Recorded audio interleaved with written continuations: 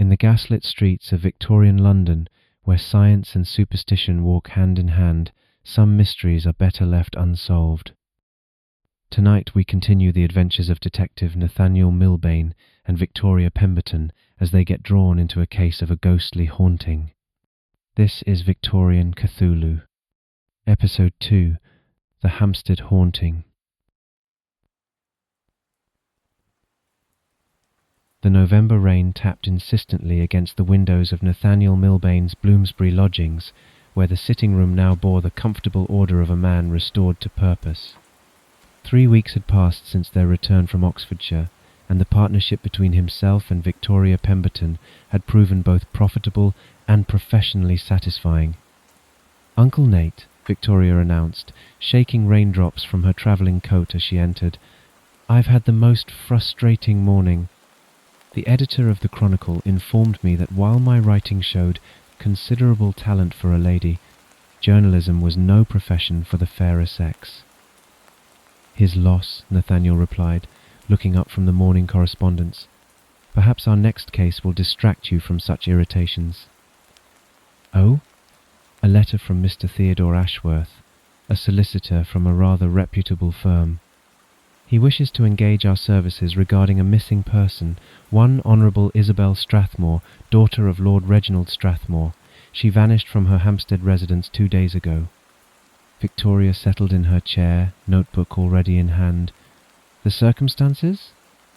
"Miss Strathmore is unmarried, of independent means, and according to Mr. Ashworth's delicate phrasing, possessed of unconventional interests. The reward offered is £100. "A substantial sum. What manner of unconventional interests?" "Spiritualism, apparently. She claims to be a medium.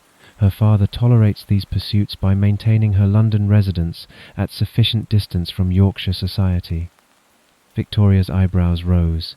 A genuine medium, or merely another parlour performer? "That remains to be determined. Mr. Ashworth requests our earliest attendance." Within the hour, they found themselves in the solicitor's chambers on Chancery Lane, opposite the imposing Lincoln's Inn, where Theodore Ashworth, a man of 60 years with carefully maintained whiskers and genuine anxiety beneath his professional composure, received them with evident relief. "Mr. Milbane, Miss Pemberton, thank you for responding so promptly. I fear the situation has developed. There have been some, shall we say, complications since yesterday." "What manner of complications?" Nathaniel inquired.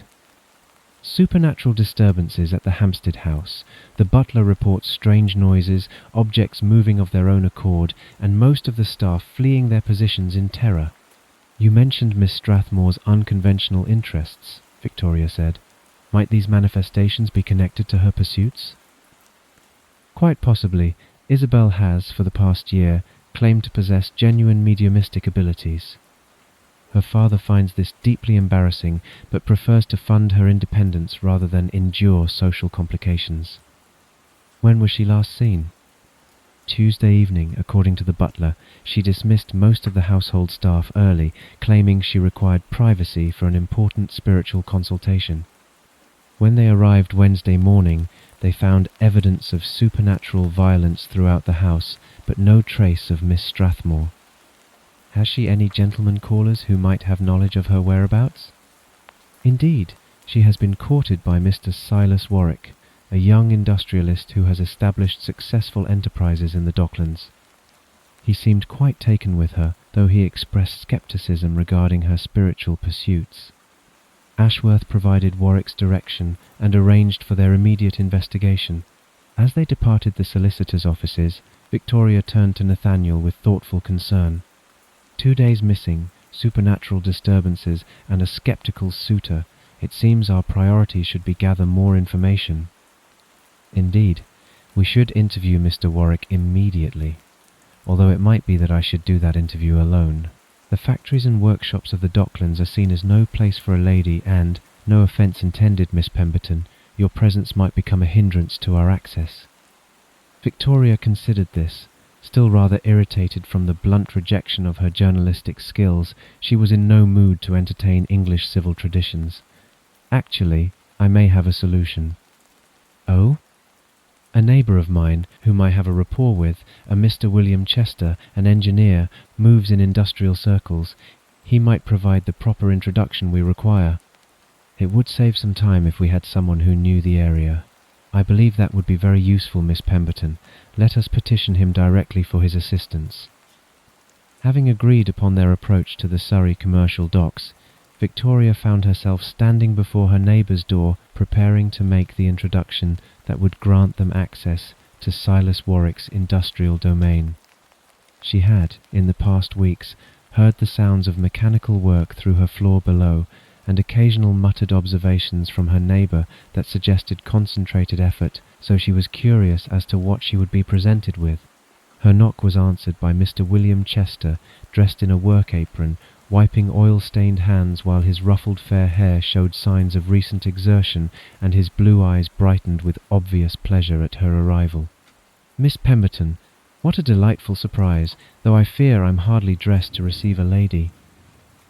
"Please don't concern yourself, Mr. Chester. I come seeking professional assistance rather than social pleasantries. Might I impose upon your expertise?" "Of course. Please, come in. Mind the mechanical hazards. I've rather taken over the space with my latest project." Victoria entered what had once been a sitting room, but now resembled an inventor's laboratory. Workbenches supported mechanical components and measuring instruments, while in the centre stood a small but complex engine whose brass and steel components gleamed under the gaslight. "Goodness, you've created quite an extensive workshop here." "Our landlord is a remarkably tolerant fellow," Will replied with evident pride. "This particular project has been consuming most of my attention recently."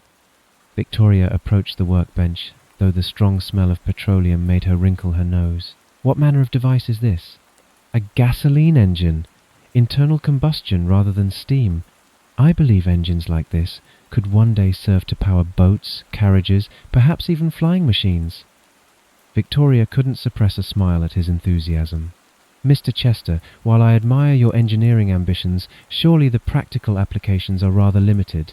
The smell alone is quite overpowering, and the noise would frighten every horse in London. I can't imagine such contraptions ever becoming commonplace." Will's grin only widened. "That's precisely what they said about steam engines 50 years ago, Miss Pemberton."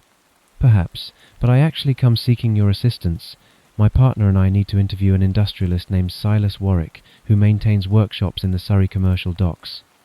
As a woman, I fear I would not be well received in such an establishment without proper introduction." "Silas Warwick? I know of him by reputation. He's made quite a name for himself in manufacturing, though his methods are said to be rather aggressive, both in business and personal manner." "You know him personally?" "Not personally, but we move in some of the same professional circles. I'd be happy to provide introduction, though I should warn you, Warwick doesn't have much patience for social niceties." Will reached for his jacket, his eagerness to assist evident. "I assume Mr. Milbane will be accompanying us?" "You are aware of my professional partnership?" "Absolutely. You may not realize it, Miss Pemberton, but you two are quite the chatter in some circles." "Chatter that I hope is civil, Mr. Chester. Mr. Milbane and I share a professional relationship and one of family friendship." "Of course." Will flashed a warm grin. As they prepared to depart, Victoria expressed her gratitude for his assistance, though she remained careful not to encourage the obvious affection that coloured his interactions with her. Victoria and Will resolved to hail a hansom cab and set off directly. En route they collected Nathaniel and made the appropriate introductions. The Surrey commercial docks bustled with the energy of Victorian commerce at its most ambitious. Steam cranes lifted cargo while gangs of labourers moved with practised efficiency, and the air carried the mixed scents of coal, smoke, tar, and exotic spices that characterised London's working waterfront. Silas Warwick's workshops occupied a substantial converted warehouse, its many windows and gas lighting suggesting serious industrial enterprise. The sound of machinery provided a constant mechanical symphony that spoke of significant investment and genuine productivity. They were met by a foreman who initially appeared reluctant to admit Victoria, but Will's professional credentials and Nathaniel's authoritative manner secured them passage to Warwick's private office. Silas Warwick proved to be a man of perhaps 35 years, possessed of the build and bearing that suggested both education and practical experience. His greeting was cordial without being effusive, and his manner suggested someone accustomed to efficiency in all dealings. "Private investigators?" His tone carried mild curiosity rather than concern. "I am afraid I can only spare you a moment. I have rather more important things to do." "We're investigating the disappearance of Miss Isabel Strathmore," Nathaniel explained. "We understand you have been courting the young lady." Warwick's expression immediately grew concerned. "Miss Strathmore is missing. Since when? I spoke with her only this Monday." "She disappeared Tuesday evening," Victoria said, studying his reaction carefully. Her household staff found evidence of supernatural disturbances, but no trace of Miss Strathmore herself. "Supernatural disturbances?" Warwick frowned thoughtfully. "That would be consistent with her recent preoccupations." "You refer to her spiritual pursuits?" "Indeed. Isabel claims to communicate with the dead, conduct séances, consults what she calls spirit guides." Warwick's tone suggested tolerant skepticism rather than hostility. "I've attempted to encourage more conventional interests, but she remains convinced of her abilities." "Do you believe these abilities are genuine?" Will asked. "I believe Isabel is a remarkably intelligent young woman whose imagination has been captured by fashionable nonsense," Warwick replied diplomatically. "Though I must admit, some of her demonstrations have been rather difficult to explain through conventional means." Victoria noted how his skepticism seemed measured rather than dismissive. "Has Miss Strathmore mentioned any recent concerns, changes in her spiritual communications perhaps?" "She has seemed more troubled recently. Spoke of warnings from her spirit guides about approaching danger. I advised her to focus on rational concerns rather than supernatural anxieties." Warwick paused, his expression growing more serious. "You believe her disappearance is connected to these interests?" "We're exploring all possibilities," Nathaniel replied carefully. "Has she any enemies you're aware of? Anyone who might wish her harm?" "Not enemies, precisely, though her father finds her pursuits embarrassing, and certain members of society consider her eccentric. But actual harm?" Warwick shook his head. "Isabel is well regarded despite her unconventional interests." "We should examine her residence next," Victoria said as they prepared to leave. "Thank you for your time, Mr. Warwick." "Of course. And please, if you locate Isabel, assure her that I remain concerned for her welfare." His hesitation was slight, but noticeable. "Her happiness is important to me." Outside the workshop, as they waited for return transport, Victoria turned to her companions. "An interesting gentleman, sceptical of Miss Strathmore's abilities, yet remarkably well informed about their details." "Indeed," Nathaniel agreed. His concern seemed genuine, though I noted he chose his words rather carefully. Will looked between them. "Do you suspect he might be involved in her disappearance?" "Too early to determine, though I found his combination of skepticism and detailed knowledge somewhat curious." As their hansom drew up before Warwick's workshop, Victoria turned to Will with genuine gratitude. "Mr. Chester, I cannot thank you enough for facilitating this introduction. Your assistance has been invaluable, and we are deeply in your debt." Will's expression brightened at her praise, though it was quickly followed by a look of unmistakable disappointment as he realized his part in their investigation had concluded. "It was my pleasure entirely, Miss Pemberton. I only wish I could be of further assistance." Nathaniel, who had been observing this exchange with interest, made a sudden decision. "Actually, Mr. Chester, if you can spare additional time from your engineering pursuits, your continued assistance might prove quite valuable. We must now interview the household servants at Miss Strathmore's residence, and I suspect your practical, down-to-earth manner might put them more at ease than our somewhat formal investigative approach. Servants often respond better to genuine warmth than professional authority." Will's face immediately brightened. "I should be delighted to continue if you think I might be useful." "Indeed I do," Nathaniel replied, noting how Victoria appeared both pleased by his thoughtfulness and slightly amused by Will's obvious enthusiasm. "To Hampstead, then." Hampstead in November possessed a melancholy beauty that spoke of autumn's inevitable surrender to winter. Miss Strathmore's residence occupied an enviable position overlooking the heath, its Georgian facade and well-maintained gardens suggesting both substantial wealth and refined taste. Yet as they approached, Victoria noted signs that all was not well. The windows remained dark despite the gathering dusk. The darkness seemed oddly chilling compared to the warm gaslight from the houses nearby.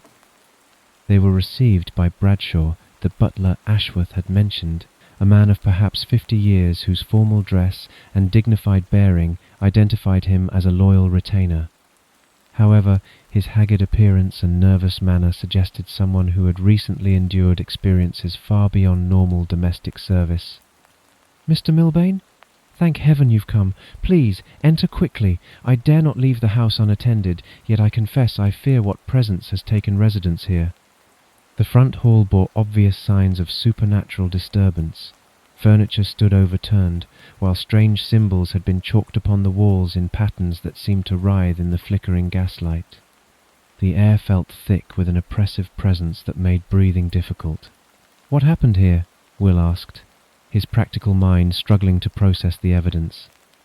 "It began Tuesday evening, after Miss Isabel dismissed the remaining staff. I heard the most terrible noises, furniture overturned, windows rattling, voices speaking in languages I've never heard."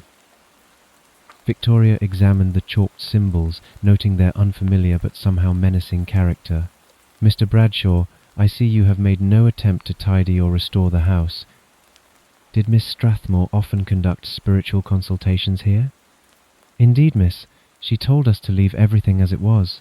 She would use the morning room for what she called her communications with the departed, usually quite peaceful affairs. Miss Isabel had a remarkable gift for calming restless spirits." "Calming them?" Nathaniel looked up from his examination of the disturbed furniture. "You speak as though this house was previously haunted." "Oh yes, sir. Has been for many years, according to local folklore, a lady ghost who walks the heath, searching for something lost. But Miss Isabel seemed to have reached an understanding with the spirit until Tuesday evening." Bradshaw led them through the house, pointing out additional signs of supernatural violence. In the morning room where Isabel conducted her séances, they found overturned furniture and more strange symbols, but also something else, a circle of salt scattered across the floor. "This salt circle," Victoria observed, "was this Miss Strathmore's work?" "I believe so, miss. I heard her voice Tuesday evening, speaking what sounded like Latin, as though she were trying to control or banish something." Nathaniel studied the butler's expression carefully. "Mr. Bradshaw, you seem remarkably calm for someone whose mistress has vanished under supernatural circumstances." Bradshaw shifted uncomfortably, glancing between them as though weighing his options. "Well, sir, the thing is—" "Yes?" "Miss Isabel made me promise not to tell anyone, but seeing as you're proper investigators sent by Mr. Ashworth—" He took a deep breath. "She's not actually missing, sir. She's hiding." "Hiding?" Victoria stepped forward with interest. "Where?" Bradshaw's relief at finally sharing his burden was immediately evident. "In the servants' quarters above, miss. We've been protecting her as best we can, but she's frightened and exhausted." "May we speak with her?" "Of course, sir. She's been hoping someone would come who might understand her situation." As they climbed toward the house's upper floors, Victoria felt a growing sense that they were about to encounter something far more complex than a simple missing person case. The servants' quarters in the attic presented a stark contrast to the elegant furnishings below. Here, beneath the slanted roof, were modest chambers where the household staff resided. Yet these humble quarters had been prepared with unusual care, as though someone had anticipated the need for concealment. Bradshaw knocked softly at a door, using a pattern that suggested prearrangement. After a moment, they heard furniture being moved, followed by a key turning. The door opened to reveal a young woman whose appearance immediately captured their attention. Isabel Strathmore was indeed beautiful, though not in the conventional manner London society typically celebrated. Her slender frame was draped in a simple servant's dress, while her dark hair hung loose rather than arranged in elaborate styles. Most striking were her eyes, large grey-green orbs that seemed to perceive more than the ordinary world revealed, as though her attention remained partly focused upon realms invisible to normal perception. "Miss Strathmore?" Nathaniel stepped forward carefully. "I am Nathaniel Milbane, a private investigator. Your solicitor has engaged us to ensure your safety. This is my partner, Miss Victoria Pemberton, and our associate, Mr. William Chester." Isabel's gaze fixed upon them with piercing intensity. "You seek me, but I am not lost. I am hiding." She stepped aside to allow entry into the small chamber, which had been arranged as a sanctuary with books, food supplies, and various mystical implements. "The question is whether you come to help or to deliver me to those who wish me harm." "We're here at your father's request to ensure your safety," Victoria said gently. "Can you tell us why you felt the need to conceal yourself?" "Because someone is trying to kill me, and they are using my dearest friend to accomplish their purpose." "Your dearest friend?" "Eliza, the spirit who has dwelt upon Hampstead Heath for more than a century, searching for her lost love. We had become companions.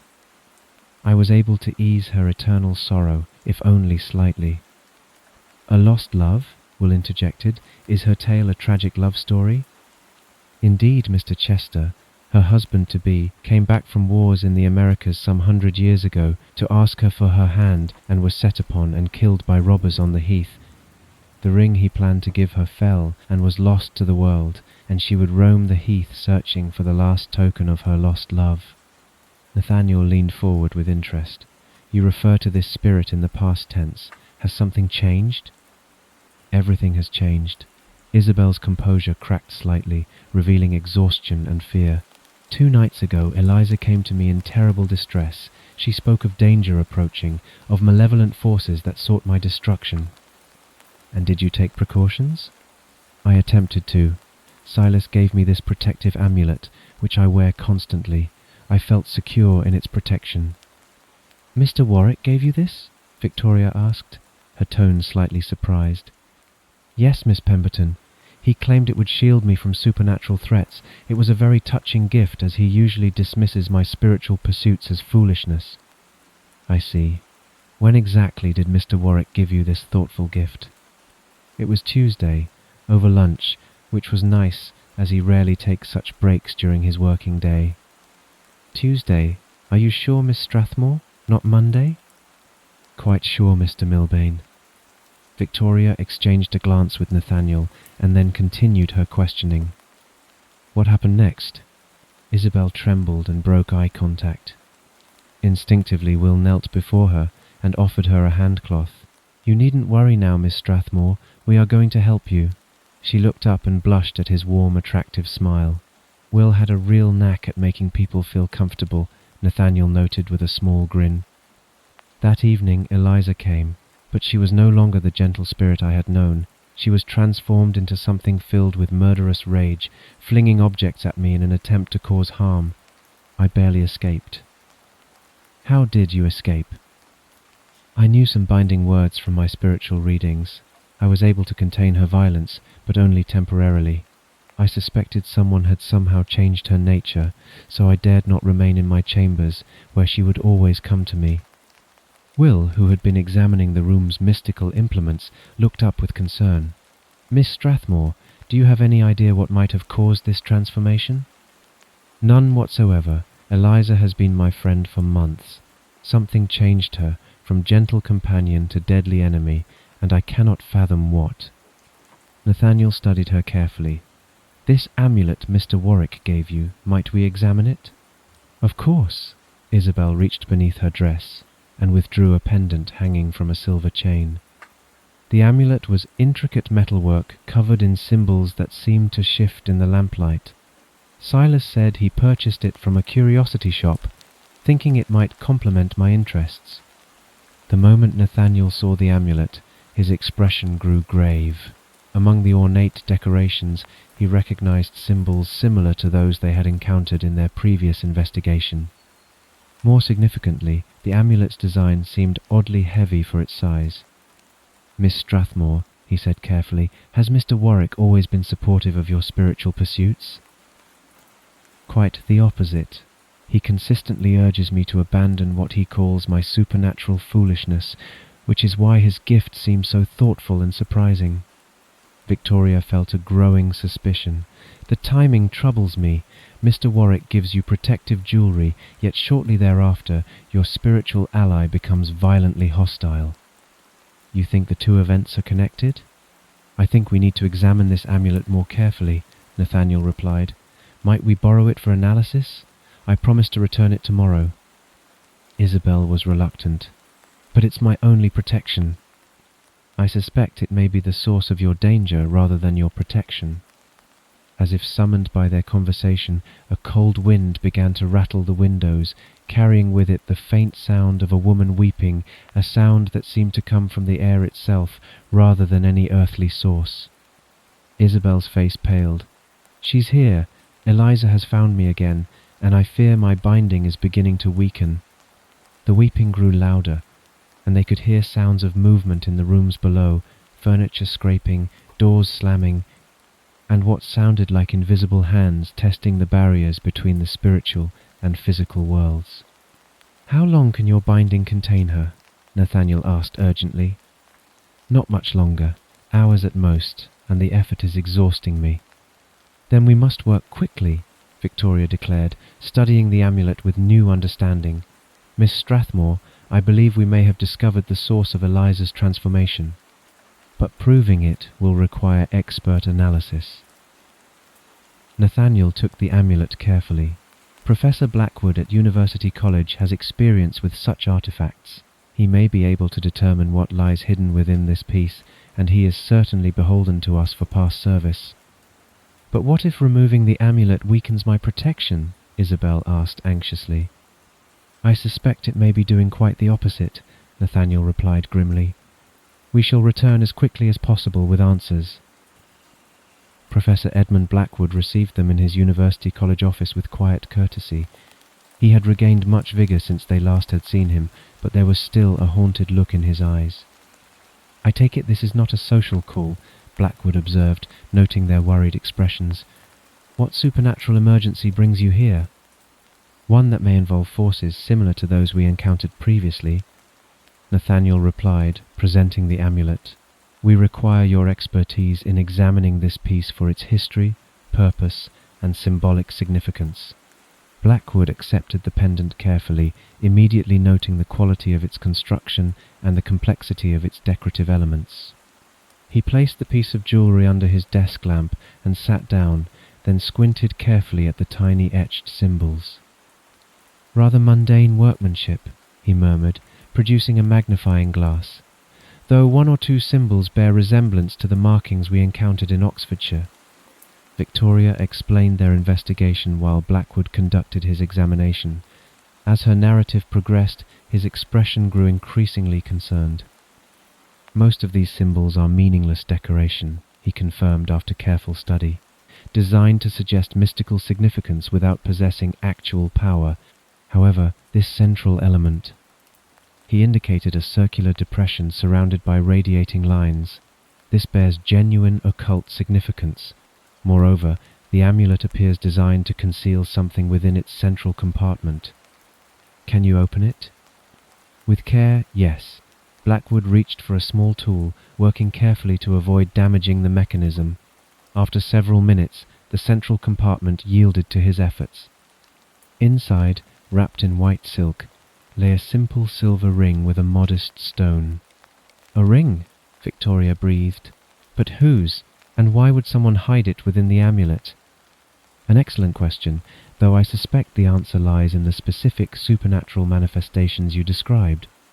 Nathaniel studied the ring thoughtfully. Miss Strathmore mentioned that Eliza, the spirit haunting her house, has been searching for a ring that was lost. If this ring belonged to Eliza's beloved, then possessing it would make Miss Strathmore a target for the spirit's vengeance, Victoria concluded. Eliza would believe whoever holds the ring was responsible for its theft. Precisely.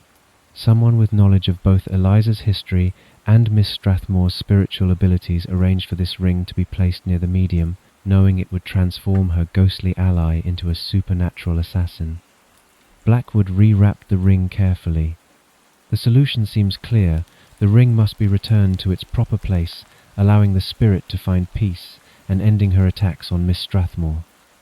And the person responsible for this deception must answer for attempting murder by supernatural means, Nathaniel replied grimly. As they prepared to return to Hampstead, Professor Blackwood offered a final warning. Be extremely careful. Spirits driven to such fury are dangerous, even when offered what they most desire. The confrontation will be perilous. We understand the risks, but Miss Strathmore cannot maintain her defences much longer. I'll keep you safe, Miss Pemberton, chimed in Will, although I am not sure a wrench will have much effect on a vengeful spirit. Victoria did her best to exude an air of independence, although his charming nature was remarkably disarming. Why do you carry such a wrench around with you anyway, Mr. Chester? She remarked, thinking to herself that it was such a silly way to divert the subject. Ah, well, Miss Pemberton, I find most things in life can be dealt with using either a smile or a wrench, so arming myself with both seems prudent. That is, actually quite wise, she found herself saying. Will just grinned.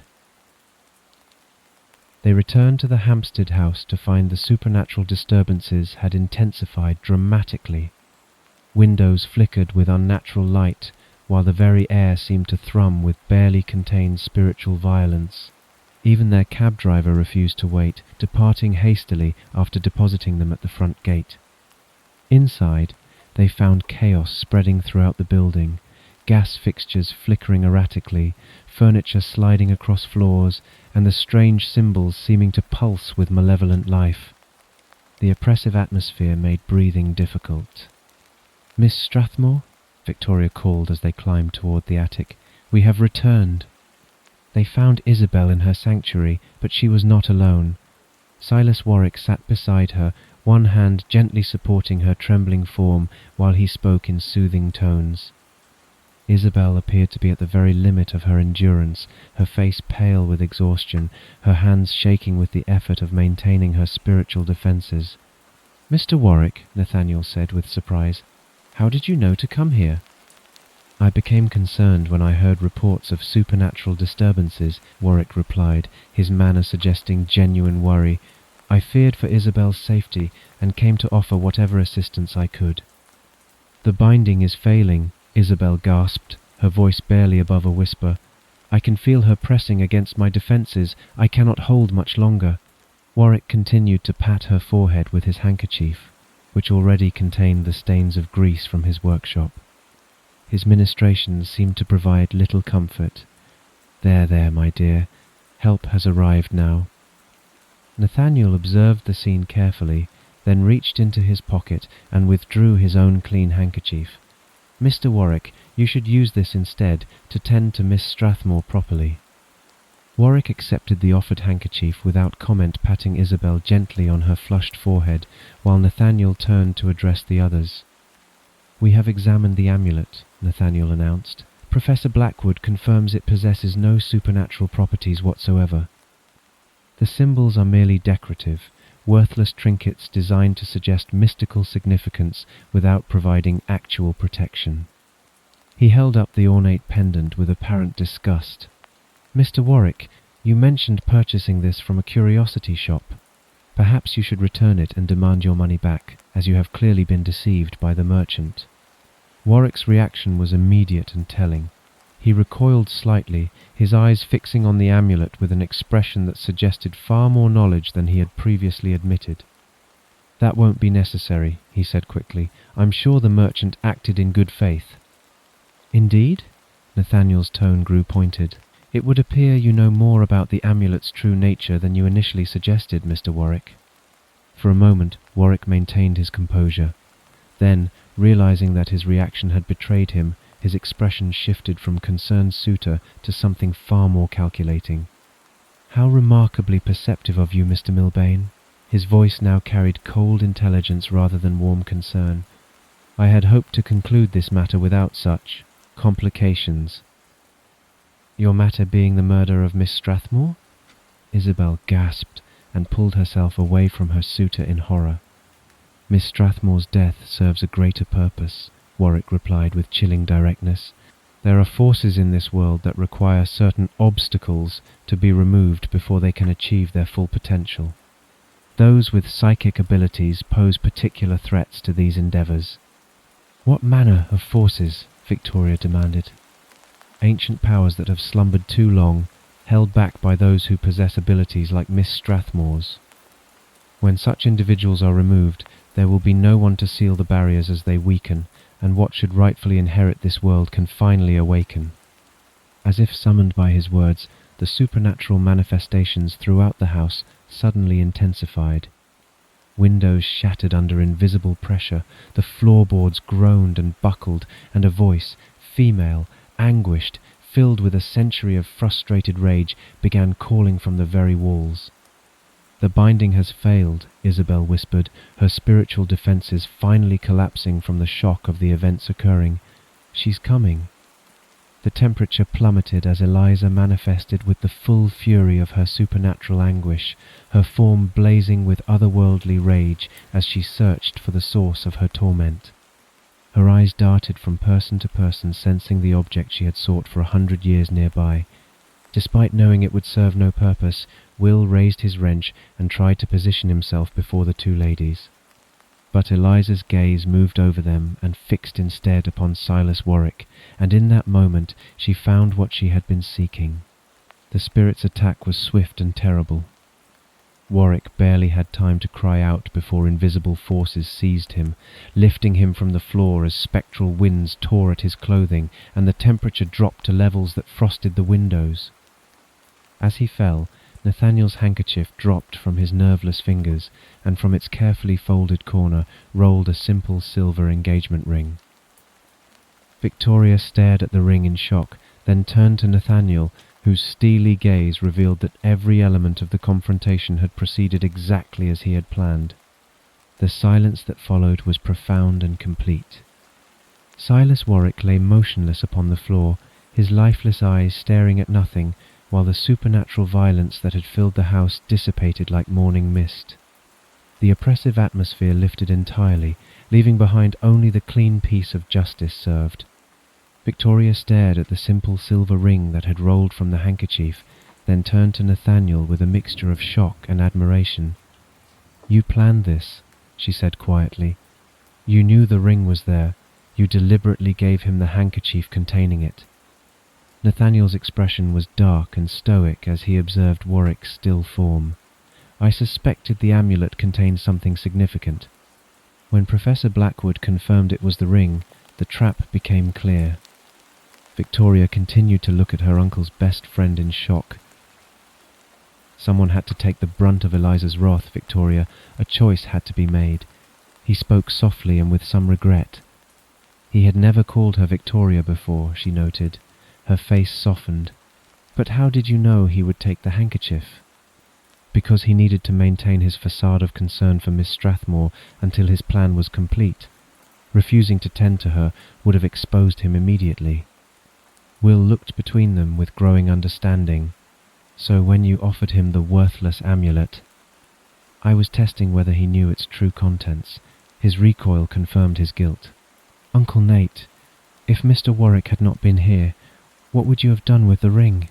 She realized as she asked the question that she already knew the answer. "You would have kept it. Oh, Uncle Nate." She put her hand softly on his shoulder, and for a moment no one spoke.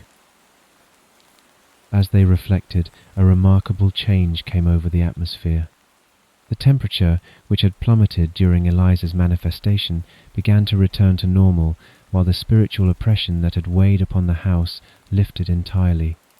"She's at peace now," Isabel said softly, her exhausted features showing relief rather than fear. "I can feel it.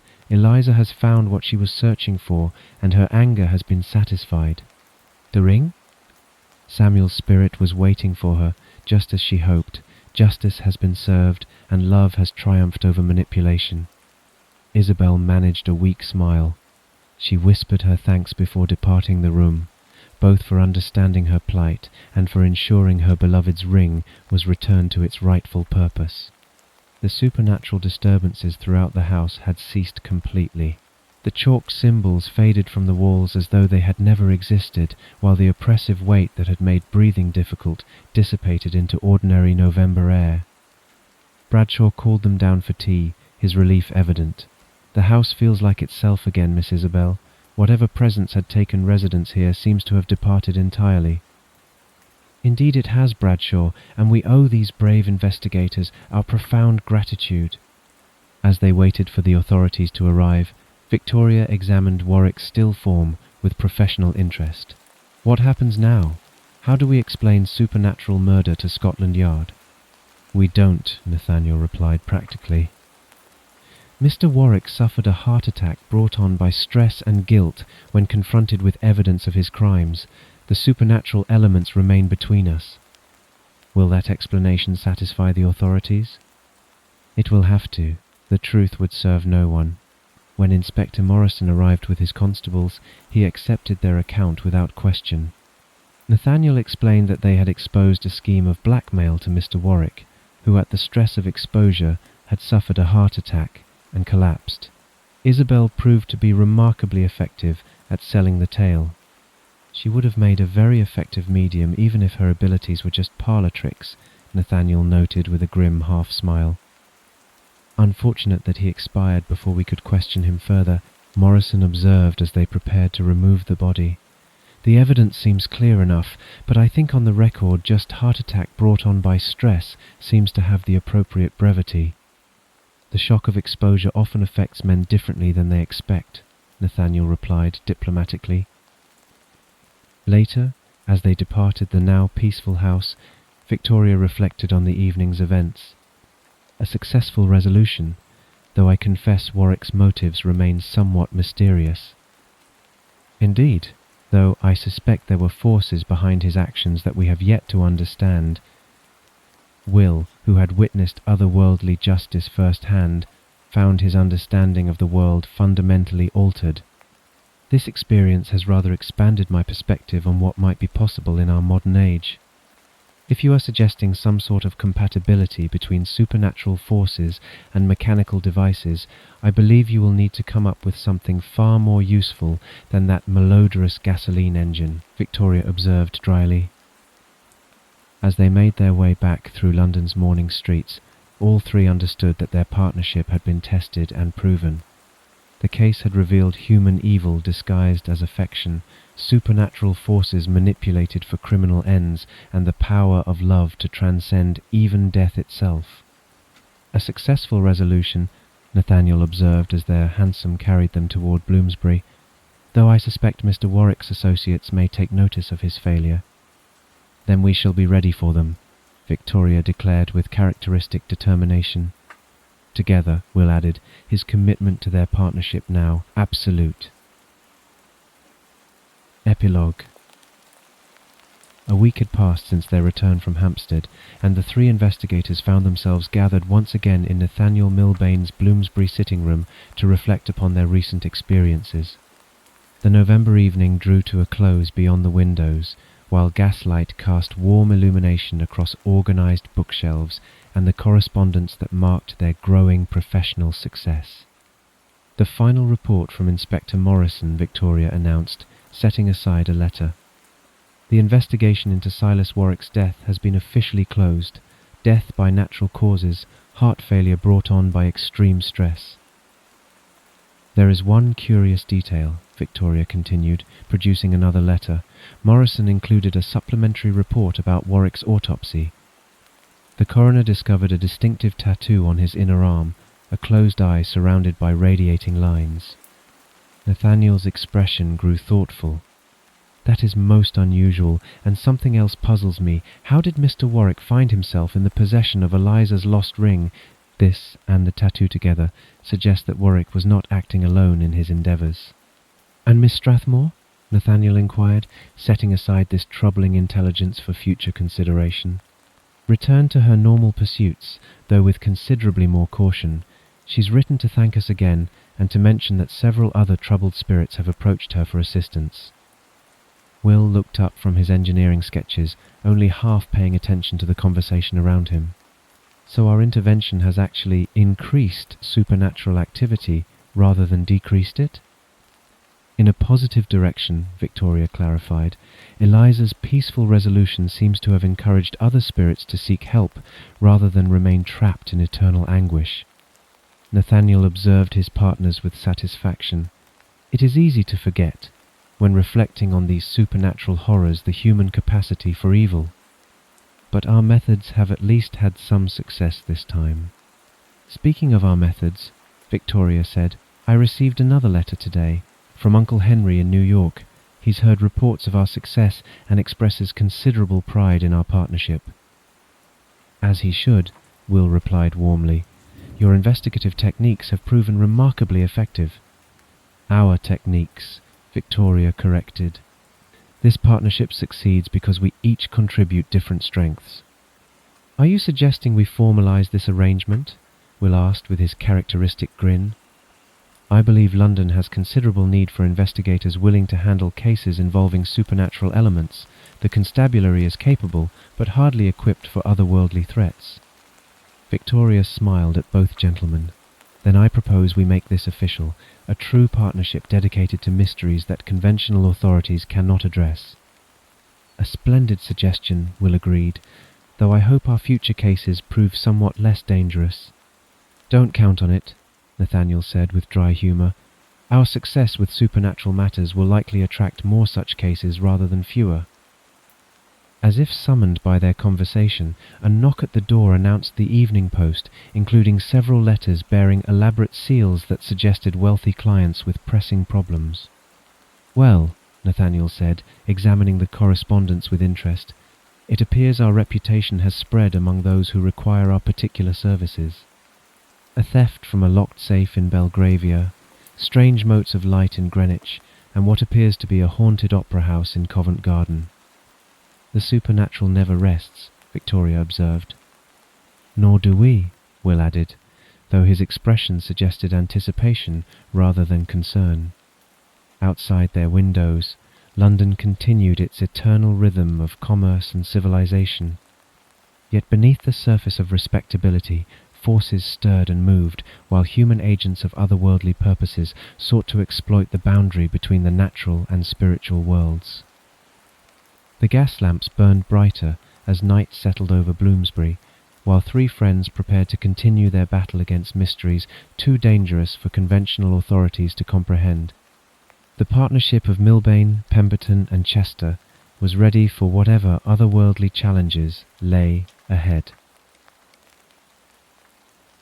And so ends this tale of Victorian London, where supernatural forces lurk beneath the veneer of civilized society. Who knows what perils still await for our heroes to uncover? If you enjoyed this haunting tale, please give it a like. Likes, comments and subscribes will really help the channel, and it allows other lovers of dark terror to find us in the fog.